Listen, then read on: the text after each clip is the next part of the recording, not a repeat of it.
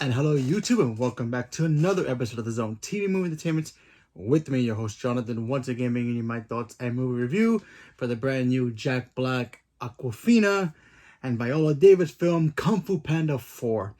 That's right, Kung Fu Panda has made a triumphant return to the big screen, and I gotta say, I kind of missed that panda. So, Kung Fu Panda 4. You know, it's been a while since I've seen the Kung Fu Panda films. I haven't rewatched them in a while, but DreamWorks has always been kind of fun. It's not gonna be in the same level as a Pixar or Disney animation, but it's always been fun. You know, they have the House of Dragon films, Kung Fu Panda. Obviously, they have the Shrek films as well, and Puss in Boots, and yada yada yada. But the Kung Fu Panda films have always been fun.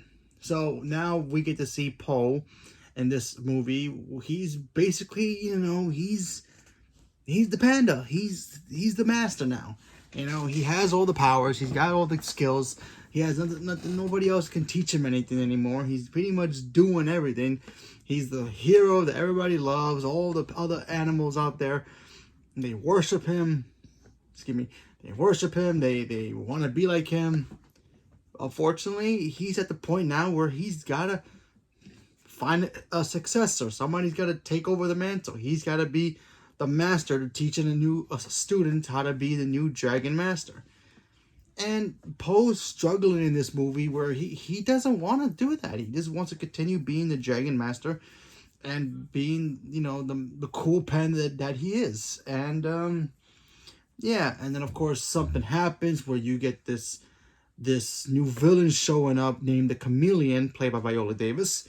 And she has the power to transform into anybody she wants. And her goal is to get all the powers from the previous villains from the other three movies, take their skills, and pretty much conquer the world. Okay, so I went to see this movie, and I was very excited. I like the Kung Fu Panda films. Gotta say, I really enjoyed this film a lot. I thought the third one was probably the weakest out of all the Kung Fu Panda films. And, up to this point, and still continues to be the weakest one out of all of them. I thought this film was great. We got to see Awkwafina in this film, who plays like this sly thief of a character who's also a fox. She's very quick-witted, very funny. Great chemistry with Paul as well, and she has some skills of her own. And then you see the two of them team up to try to take out the Chameleon. And by the way, Viola Davis can play a bad guy in pretty much anything. I mean, she was menacing. She was creepy. She did mostly all the work herself, which I like when bad guys, do things. They all, sometimes when you get bad guys, they all act all tough and, powerful, but yet they send henchmen to do their work. It's like, are you really that bad? Send henchmen to do your dirty work? It's cool, but come on, really? She did it all herself. She had people there pretty much paying her, protection money, whatever it was that she was doing. But she pretty much did everything herself. She had goals and missions, and she did it herself, and I thought that stuff was pretty cool. And then, of course, like I said before, seeing Jack Black once again playing Poe, hasn't missed a step, did it again. He was great. Funny moments, great action scenes in here as well. I really thought this film was a lot of fun. And I think the best part of this film was the fact that if you've never seen a Kung Fu Panda film and you go into this movie, you're not going to be as lost as, like, say, other movies and franchises where you might have to watch the other movies to understand the newest one. This one, sure, you might be a little lost when it comes to maybe the past villains. But when you're watching this, you're meeting a new villain for the first time, which is Viola Davis. You seeing Poe doing his thing. He's a Kung Fu Panda, of course. And, of course, you see his new sidekick, which is the fox character, played by Awkwafina.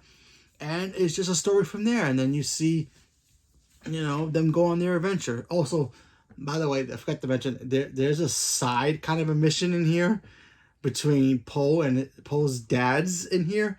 Because remember, he has two dads. He has his biological dad and then his dad who adopted him, who was, I think, the chicken or the rooster. Funny moments. Funny moments with those characters, and they were great. Glad they came back as well.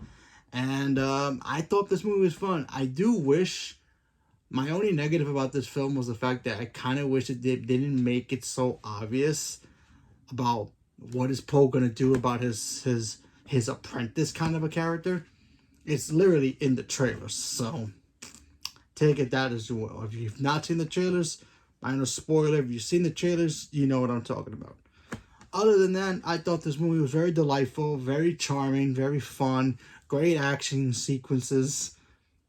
The Jack Black TikTok viral video that he's been doing with the whole Britney Spears singing thing that he does. It's at the end of the movie, so that's great.